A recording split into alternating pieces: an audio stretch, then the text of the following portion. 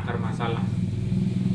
Terkadang ini adalah prinsip di dalam bermasalah tetapi dianggapnya sebagai cabang. Ini karena ketidakpemahaman di dalam merumuskan mana akar masalah dan mana cabang masalah, sehingga terjadi banyak benturan karena tidak pahamnya cara berpikir yang tidak terumuskan dengan pemikir para ulama-ulama terdahulu.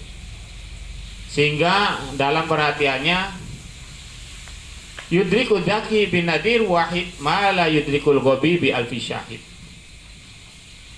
Orang yang cerdas akan mampu memahami suatu hal yang cukup disebutkan dengan satu bukti. Orang cerdas cukup dengan satu bukti, satu ayat saja ya dia sudah paham. Namun orang yang bodoh, ia tak akan mampu memahami walaupun didatangkan dengan 1000 bukti, 1000 alasan, 1000 argumentasi. Karena memang gak paham ya maka selamanya dia tidak akan paham. Itulah yang diungkapkan oleh seorang ahli ya, yudrikul dzaki bin nadir wahid ma la yudrikul ghabi bi alfi syahid. Orang cerdas yang paham memahami akar masalah cukup dengan satu argumentasi maka dia paham. Tapi orang yang nggak ngerti tentang akar masalah dikasih 1000 argumentasi pun dia tidak akan paham. Makanya apa sih sebenarnya daripada akar masalah? Jadi Al-Quran itu kan sumber hukum, hadis juga sebagai sumber ya, bukan langsung pada hukumnya tapi sumber. Di sana ada kaidah-kaidah berpikir untuk memahami ayat. Usul fiqh secara bahasa adalah mabuni alaihi ghairu ka asli syajarah ay asasu. Wa aslu syajarah ay turfu sabit fil ad fa usulul fiqh asasu. Asal atau akar secara bahasa adalah apa yang dibangun ya, dari selainnya. Maksudnya kita ambil contoh sebuah pohon, apanya? Akarnya. Itu adalah asal. Nah, sedangkan pohon itu adalah cabangnya. Kalau akar terbuat sabit fil ard, ia menghujam ke bumi dan ia masuk. Nah, itu akar. Sama seperti syahadat, itu akar. Fa usulul fiqh asasu, dan usul fiqh kaidah usul fiqh atau akar pemahaman adalah fondasi dasar. Adapun secara bahasa mabuni ala ghairi kafuri syajar li asliha. Adapun secara pemahaman cabang adalah apa yang dibangun dari akar. Contoh batang, ranting, dedaunan itu adalah cabang-cabang permasalahan. Di sini dijelaskan wal aslu istilahan yuqalu 'ala dalil wal qaidah kulliyah. Asal secara istilah adalah dalil-dalil atau argumentasi-argumentasi secara ijmali, secara global. Itu namanya asal. Kaqaulihim, sebagaimana umpamanya aslu wujubis shalah alkitab. Asal wajibnya salat dari mana? Alkitab. Dari kitab. Terus juga ay dalilu ala wujubiha alkitab qala ta'ala aqimus shalah. Mana dalilnya wajibnya daripada sholat, yaitu dalilnya aqimu sholat, tegakkan sholat. Meskipun nanti perintah ini akan dikupas, apakah perintah berupa wajib, apakah perintah berupa sunnah, apakah perintah untuk dilanggar, apakah harus disegerakan. Di situ ada kaidah-kaidah yang perlu kita pahami.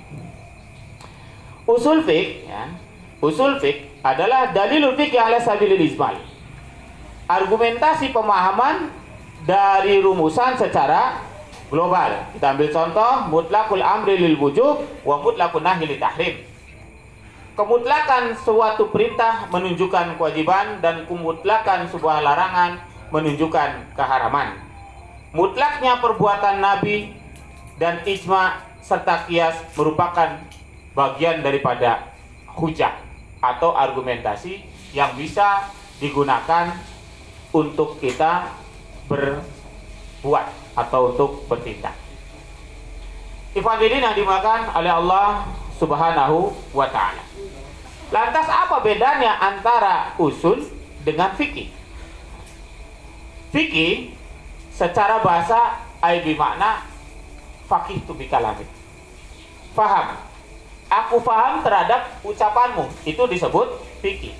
Jadi kalau ada orang ngomong terus dia nggak paham dengan apa yang dia omongkan, berarti dia bukan ahli fikih. Jadi ngelantur. Nah, ini ngomongnya A, pemahamannya B. Nah, ini namanya berarti dia tidak ahli fikih. Karena fikih itu adalah pikiran, paham. Ya, fikih dari kata faqih ya. Adapun secara istilah, al-ilmu bil ahkam syariati lati tariquha al-istihad. Sedangkan pemahaman atau kitab fikih atau fikih secara istilah adalah ilmu tentang hukum-hukum syariat yang metodologinya adalah ijtihad. Nah, pemahaman fikih nanti hukumnya yang ada wajib, sunnah, makruh, mubah, ya. Ada rukun, ada syarat, ada batal, ada sah, itu adanya di kitab fikih. Nah, dan metodologinya di sini juga dijelaskan bagaimana metodologinya. Sekarang kita langsung saja kepada pokok pembahasan dulu, supaya ada hal-hal yang bisa dibedakan, supaya ngerti apa arti ilmu, apa arti bodoh, apa arti don, apa waham, apa syak. Nah, di sini ada beberapa hal yang perlu digali. Ilmu, terus ada istilah jahl,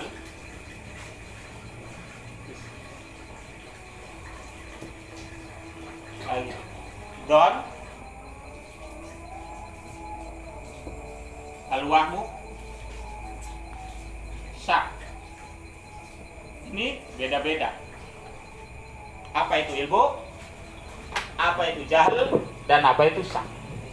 Apa sih orang yang berilmu? Atau apa sih pengetahuan itu? Ilmu adalah sifatun yang kasibu bial matlub ingkisafan taman. Ilmu itu adalah sifat yang terbukanya apa yang kita inginkan dengan terbuka yang sempurna. Jadi orang yang berilmu itu paham, ngerti secara sempurna. Wal jahlu adal wal ilmi bisyai. Ya jahal atau bodoh, ya memang dia tidak tahu ilmunya. Adapun don. Nah, apa itu don? Adon idrakur rajih li ahadil amroini. Mendapatkan sesuatu yang unggul di antara dua permasalahan. Itu don. Nah, ilmu fikih itu menggunakan hukum don, praduga, tapi yang unggul yakinnya itu adalah ya prediksi yang kuat terhadap dua permasalahan, itu namanya don. Kalau waham, apa itu waham? Nah, ini mendapatkan sesuatu yang tidak kuat di antara keduanya. Kita nanti ambil contoh ya.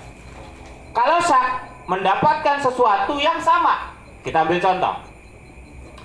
Kalau don, misalkan si Zaid berdiri. Zaid ini apa berdiri apa duduk, dan dia lebih yakin berdirinya. Nah, itu namanya don. Kalau misalkan dia tidak meyakini baik duduknya ataupun baik berdirinya, nah itu namanya waham. Dukeder ya. Nah, ini kan orang yang disebut waham. Kalau syak ragu, sama-sama kuat antara meyakini Zaid sedang berdiri atau Zaid sedang duduk. Nah, itu namanya syak. Makanya dalam kitab la roiba bersamanya dengan syak, tidak ada keraguan. Jadi nggak ada antara benar dan salah nyambung dalam Al-Quran. Kalau benar ya benar, kalau salah ya salah. Itu namanya yakin ya. Nah, ini yakin. Kalau don, mengunggulkan salah satunya. Ini diantara beberapa pemahaman. Selanjutnya ya, kalau kita ngaji tentang kajian hukum fikih, nah ini kita akhirnya bisa meraba, sehingga setiap perintah nggak semuanya harus wajib. Kita ambil contoh hukum wajib. Mawal wajib maisabu ala fi'lih wa yu'aqibu ala tarki. Orang sering menganggap bahwa wajib itu dikerjakan mendapat pahala, ditinggal dosa. Apa itu dosa? Itu akhirnya kan ngaprak ya, sehingga tidak nyambung. Ya. Akhirnya apa? Nggak jelas. Padahal kalau di sini kajiannya ma yusabu ala fi'li wala yu'aqibu ala tarki. Ini kalau sunnah. Kalau wajib ma yusabu ala fi'li wa yu'aqibu ala tarki. Dikasih pahala apabila ia mengerjakan, dikasih sanksi hukum apabila meninggalkan. Kita ambil contoh. Sholat apa hukumnya? Ketika ditinggalkan. Nah itu. Ya, dosa. Apa dosa? Padahal bahasanya adalah yu'aqibu. Ada sanksi hukum. Itu baru wajib. Jadi kalau dosa, ya udah ngambang. Pemahaman ya ngambang.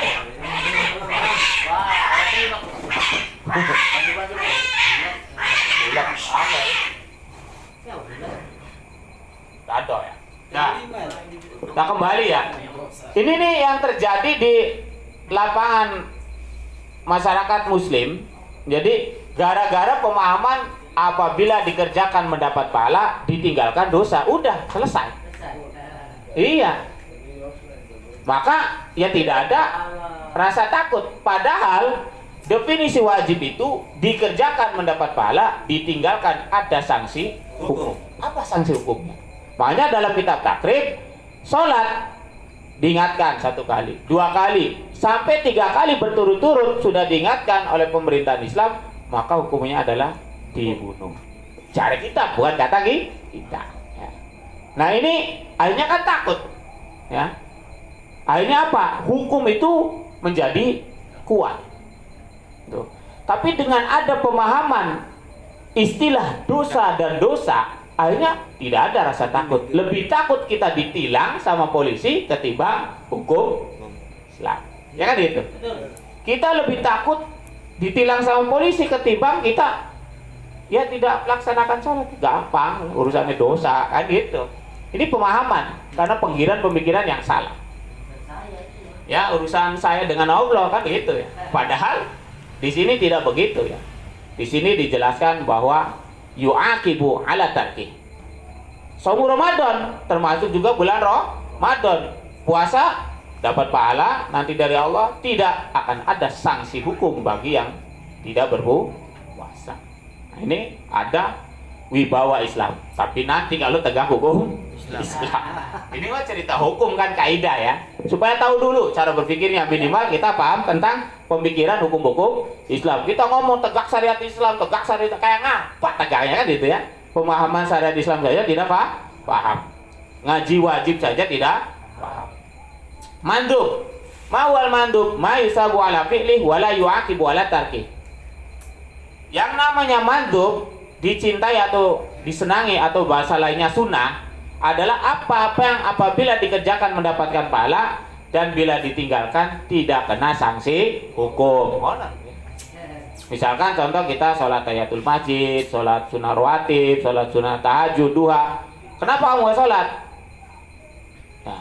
Ya lagi malas misalkan. Ya, tidak ada sanksi hukum. Bila dikerjakan dapat pahala.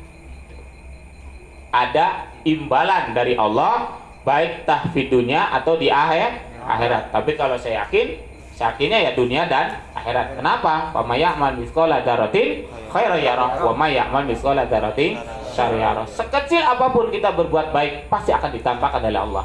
Ada dampak. Contoh misalkan sholat. Ya, pertama yang dipikirkan ya jangan ke materi dulu. Yang dipikirkan adalah dari sisi ruhiyah dulu. Dengan sholat hati kita menjadi tentram, menjadi tenang dan lain sebagainya. Selanjutnya haram. Mawal haram, ma yusabu ala tarki wa yu'aqibu ala fi'li kariba wa fi'lil mafsadah. Apa itu haram? Haram adalah sesuatu ya yang apabila ditinggalkan mendapat pahala. Tapi bila dikerjakan yu'aqib, mendapatkan sanksi hukum. Contohnya apa? Kafi'lir riba wa fi'lil mafsadat, seperti perbuatan riba dan juga seperti perbuatan-perbuatan yang merusak, maksiat, minum, khamr dan lain sebagainya. Contoh misalnya kasus riba. Ini kita yakin nggak kalau bank ada ribanya? Betul. Apa sanksi hukumnya? Nah, ini Tambah bunga. justru kita malah terlibat. Mestinya ketika ada pelanggaran dari syariat, larangan dari syariat, ada sanksi hukum. Ya. Sedangkan kita malah dilegalkan. Maka selamanya, ya, selamanya kita tidak akan mendapatkan barokah minas sama wal ardi di bumi ini. Kenapa? Ketika perintah tidak ada sanksi, ketika ditinggalkan, ya, dan termasuk haram, barang haram yang mestinya ditinggalkan, dan bila dikerjakan ada sanksi hukum, ini malah dan apa sanksinya? Makanya repot, ya. Repot, ya. Kita ini sedang menghadapi kerepotan. Maka di sini kita berjuang bagaimana caranya, ya, agar tahu akar-akar.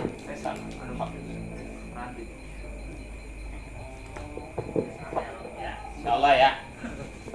Kita lanjut, ya. Terus haram tadi sudah dijelaskan, ditinggalkan dapat pahala. Ya, dikerjakan ada sanksi hukum. Riba, zina, ya. Tinggalkan dapat pahala, dikerjakan kan ada sanksinya. Kalau yang belum menikah, dia apa? Dijilid, dicambuk berapa kali? 100 kali. Kalau sudah berkeluarga terus berzina, apa hukumnya? Mati. Rajam. Rajam, ya. Rajam itu apa? Dipendam dina Jumat, ya, nanti yang lemparin orang yang habis sholat Jumat. Tapi dulu sempat ada sebuah kasus, ya, rajam, maka Rasul saat itu belum ada hukum rajam. Nanya ke orang Yahudi, emang di kitab kamu apa? Ya tadi dilempar. Ternyata orang Yahudi yang berzina tadi lari, setelah dilempar lari. Nah, sahabat udah, ya, kejar-kejar, dilempar ya sampai mati. Ya Rasul itu mati. Padahal kata Nabi jangan. Kalau dia sudah lari berarti dia belum siap. Mestinya ketika dia lari udah biarkan. Mudah-mudahan Allah mengampuni, ya. Tuh begitu.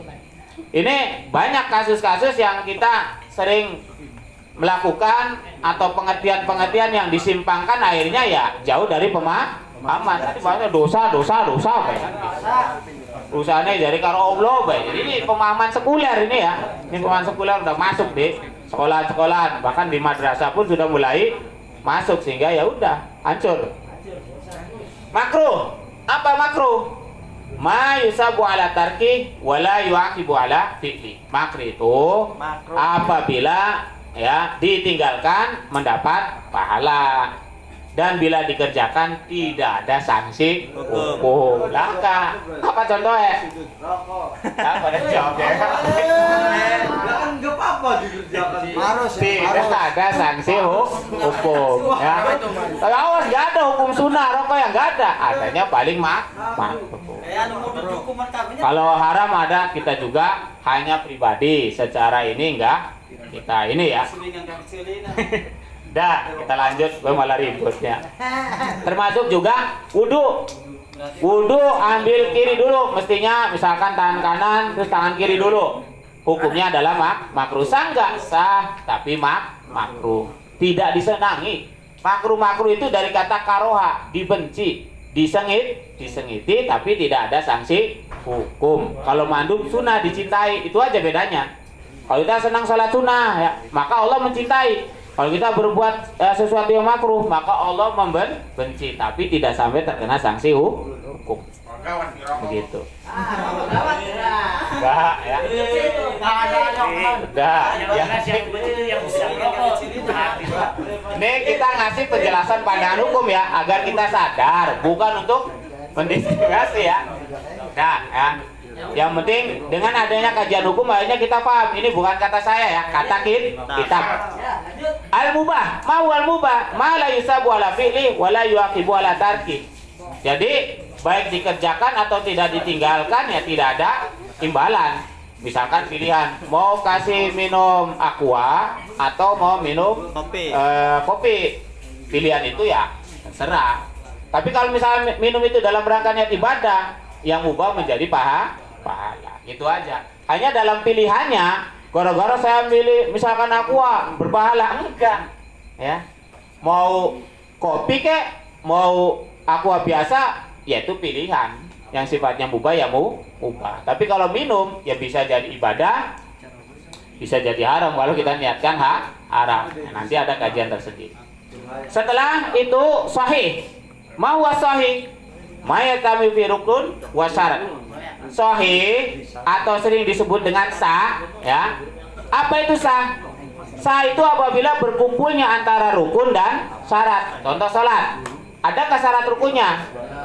Nah, sama nanti kajian syahadat. Ada nggak syarat rukunnya? Ada. Ketika berkumpul syarat dan rukun maka sah. Tapi ketika tidak berkumpul syarat dan rukun maka begitu kajian. Jadi sederhana. Istima kumpul syarat karo rukunnya sah. Salat, ujung-ujung salat kenapa? Karena ada adzan, Allahu Akbar, aqimus shalah, tegakkanlah salat, langsung nyelonong masjid tanpa wudu, takbir. Sah enggak? Ya tidak. Kenapa ya? Harus suci dulu kan dari pakaian, hadas kecil kan, dan lain sebagainya nanti dikupas dalam kajian fikih. Kita kajian globalnya saja. Itu seperti itu. Sama tidak semuanya perintah langsung ujung-ujung perintah, ada syarat rukunnya. Bagaimana syaratnya? Bagaimana pula rukunnya? Kalau syarat apa? Dan kalau rukun apa? Nanti kita kupas. Lawan daripada sah apa? Batil. Batal. Salatnya sah tak boleh. Batal. Kenapa batal? Bisa ada perkara yang membatalkan sholat ya ini. Bisa salah satunya diantaranya kan seperti itu. Seperti itu boleh. Sekarang rukun. Apa rukun? Ma yatawaqqafu alaihi syai'un wa kana juz'un minhu. Jadi yang namanya rukun itu ya sesuatu yang ada di dalam pelaksanaan itu sendiri. Kalau syarat ya di luar daripada pelaksanaan itu sendiri. Itulah diantara beberapa tentang kajian hukum. Nah sekarang apa nih? Kita coba menggali tentang kajian ta'alaq. Ya ta'alaq fi usulul fiqh al-mabahis. Nah, ini sudah mulai ngaji ke pembahasan sedikit saja tentang masalah perintah. Nanti akan ada para tutor yang lain ya. Yang namanya perintah, apa sih amr? Apa sih perintah? Perintah itu tolabul fi'li minal a'la ilal adna. Suruhan suatu pekerjaan dari atasan ke bawahan. Itu baru perintah. Kalau dari bawahan ke atas bukan perintah, namanya permohonan. Itu. Terkadang pokok ini yang mohon, contoh apa? Robbana la tuakhidna. Ya Allah jangan kau siksa kami. Nah kita ke Allah apa? Nyuruh apa doa? Doa. Itu. Terkadang orang salah. Oh nyuruh Allah, bukan nyuruh. Kalau dari kita orang bawa ke atas ya namanya doa, permohonan. Meskipun kalimatnya hampir sama, tapi kan beda. Kalau dari Allah ke kita atau dari atasan ke bawahan namanya perintah. Sirong udak bener-bener ngongkon. Duduk udak memohon ya. Ini namanya permintaan. Ini kadang nggak paham mana perintah, nggak mana permohonan. Karena kurang paham daripada definisi sehingga terjadi ketersinggungan ya. Iya. Kalau jenderal ngerasa dikongkonin bawahan, ya kenapa? Berarti dia merasa bukan jenderal ya. Kalau jenderal pasti akan ada jiwa penolong. Terus, wafi kuaid, dan diantara kaidah-kaidahnya tentang kajian perintah apa? Al aslu fil amri lil wujub illa madala dalilu ala khilafi. Asalnya perintah itu wajib, sehingga datangnya dalil yang memalikan. Bisa jadi itu bukan wajib. Contohnya sunnah. Contoh, aqimus shalah, tegakkan sholat apa aja. Kalau misalkan semua sholat, wa minal laili fatahajjat bina filatalak. Waduh, nanti tahajud bisa hukumnya wajib. Tidak semua perintah menjadi wajib. Karena ada yang memalingkan. Nanti ada kaidah-kaidah tersendiri. Oh ternyata Rasulullah menyatakan yang 5. Yang 5 waktu. Kalau tahajud hanya untuk Rasul, tapi tidak untuk umatnya. Nah kalau ada yang mewajibkan, wajibkanlah untuk dirimu sendiri, tapi jangan pernah mewajibkan pada yang lain. Maka dia mendahului Allah dan Rasul. Gitu ya. Nggak boleh. Gitu. Nggak boleh. Terus ya. Selanjutnya al aslu fil amri la yaqdi takror. Al aslu fil amri la yaqdi at-takror illa ma dalla dalilu ala khilafi. Asalnya perintah ya tidak mengharuskan atau tidak membutuhkan pengulangan kecuali ada dalil yang memalingkannya. Contoh atimul hajj wal umrah. Sempurnakan haji dan umrah. Ini cukup sekali, belum mesti berulang-ulang. Kalau mau sunnah ya silakan. Perintah haji cukup satu kali. Kan perintahnya sama, atimul hajj wal umrah. Akhirnya harus tiap tahun. Yang melanggar ya. Melanggar kudu sugih duit. Bagi yang mana? Bagi yang jauh. Tapi kalau yang dari orang Arabnya, ya tinggal selonong-selonong baik kan gitu ya. Ini yang dari beda negara. Nah ini biar tahu setiap perintah nggak selamanya harus dilakukan berturut-turut. Ada perintah yang cukup satu kali. Itu. Ini kajian mahdo. Nanti yang guru mahdonya akan paham mana perintah yang berulang-ulang, ya, mana perintah yang hanya 1 tahun 1 kali. Nah ini akan ada pemahaman nanti. Terus al aslu bil amri la yaqtadil faur li anal ghad binu ijadul fi'li min ghairi ikhtisas bi zamanil ula duna zamanis tsani. Asalnya perintah tidak membutuhkan segera karena targetnya adalah terlaksananya sebuah pekerjaan dan tidak ada penghususan apakah zaman awal atau zaman akhir. Nah, di sini sebenarnya di bab salat ya. Sebab kalau di kajian fikih kita Bulughul Maram ada kalanya di awal waktu, ada kalanya di akhir waktu tergantung kondisi. Yang penting targetnya terlaksana. Ya, tidak mesti harus yang di awal waktu atau di akhir waktu. Nanti contohnya cari yang lain lah gitu. Yang penting terlaksana. Belum mesti kudu di awal gitu. Di akhir pun nggak masalah. Yang penting terlaksana dengan baik. Itu ada sebuah perintah yang seperti itu. Terus al-amru bisyai amrun biwasailihi. Perintah terhadap sesuatu maka perintah terhadap wasilahnya. Kita ambil contoh, sholat. Perintahnya sholat, maka perintah harus bersuci. Wong sholat tapi nggak suci dalam kondisi berhadas, sah tidak?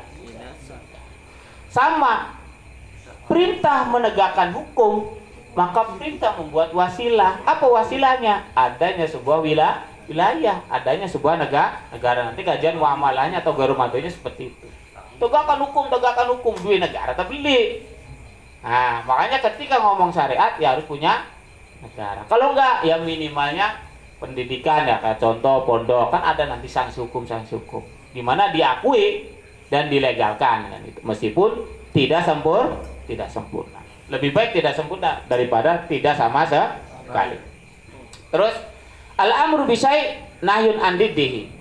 Perintah terhadap sesuatu, larangan terhadap kebalikannya.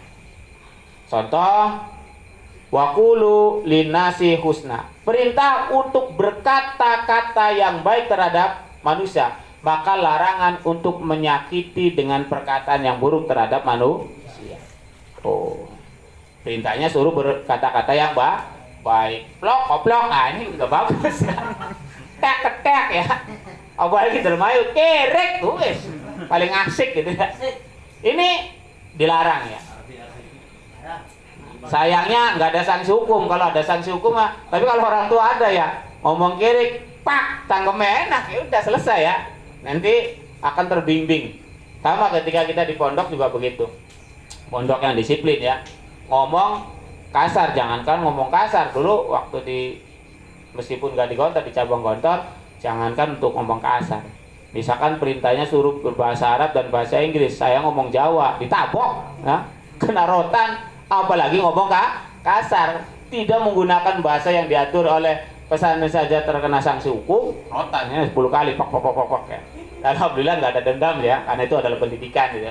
Apalagi mau berkata-kata yang kotor. Itulah fungsi daripada pesantren pendidikan. Terus kelanjutannya, idza fu'ilal ma'mur bi ala wajhi yakhrujul ma'mur an uhdatil amr.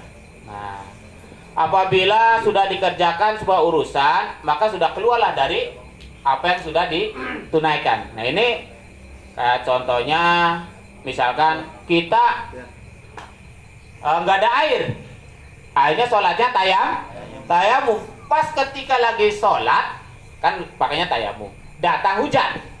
Nah, gimana nih? Apakah diterusin? Ya, atau batal dulu terus kita wudu? Nah, gitu ya. Diterusin, dilanjutin, ya. Dan kita yang penting sudah selesai. Kecuali ada perintah lagi, ya. Perintah misalkan, pengen sholat sunnah, ya tinggal wudu. Karena datangnya air. Tapi perintah ketika yang wajibnya sudah tunaikan selesai. Tidak ada pengulangan. Inilah fungsi daripada kajian daripada ilmu kaidah usul fiqh. Ya, masih ada berapa waktu lagi nih? Terus bye. Nanti ada bagian yang lain tutor ya. Kalau enggak ada nahi, setelah itu saya cukup ya. Mungkin perintah dan larangan aja ya. Habis larangan terus kita tutup. Nahyu, larangan. Larangan beri lihatan. Larangan lea ya, Mas ya. Tolak butarki minal ala ila ladna. Suruhan untuk meninggalkan dari atasan ke bawahan. Oh. Ini ada perintah, ada larangan, yaitu takwa kan, dijalankan perintah, dijauhi larangan. Dan larangan adalah dari Allah ke umat. Nah, kalau dari umat ke Allah itu bukan larangan, namanya doa. Ya Allah, jangan hukum aku. Ya Allah, jangan kau sesatkan aku. Nah, ini namanya doa, permohonan. Kalau dari Allahnya ke kita, yaitu namanya larang.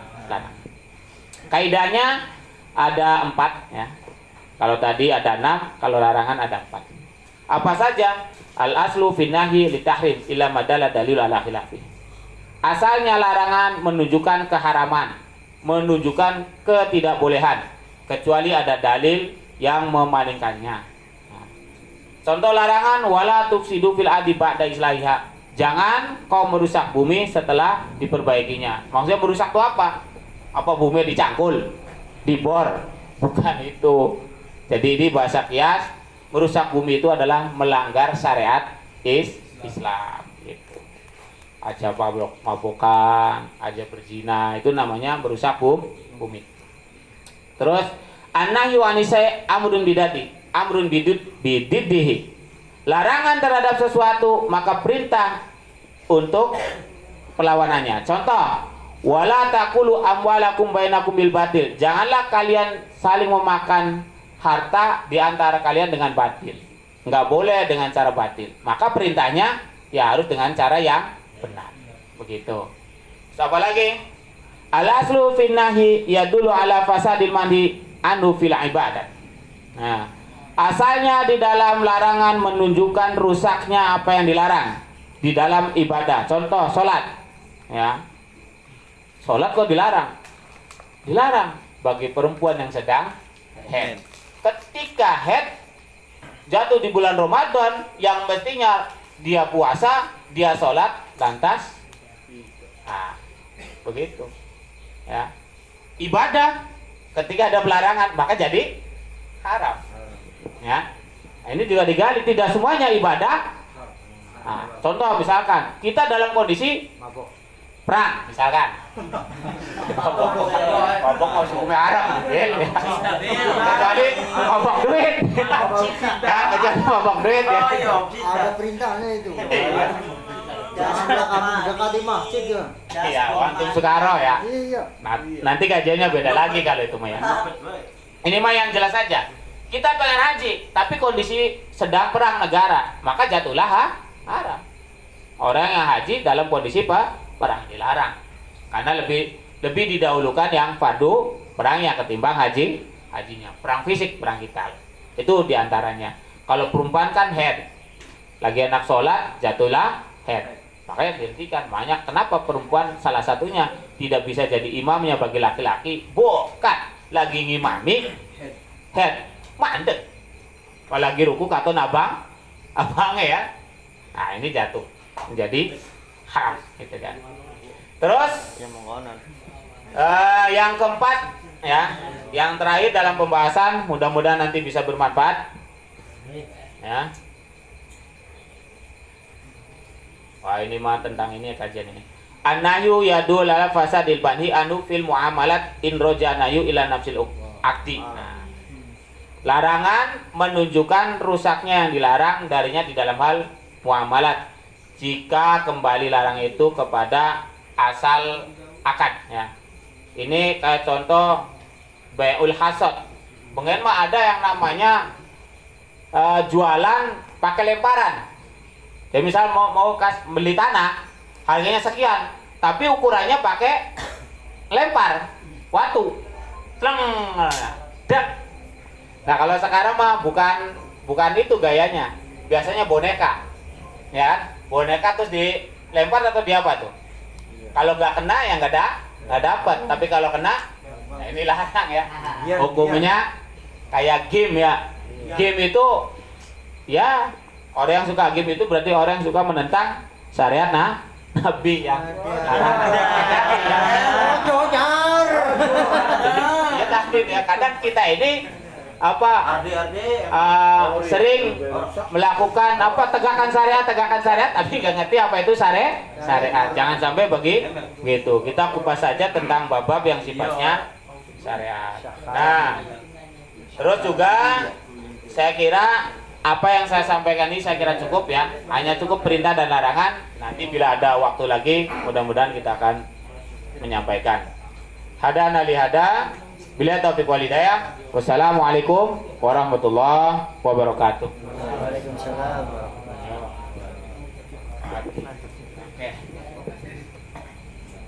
Terima kasih kepada Ustadz Johan atas penyampaiannya tentang materi usul fikih yang mana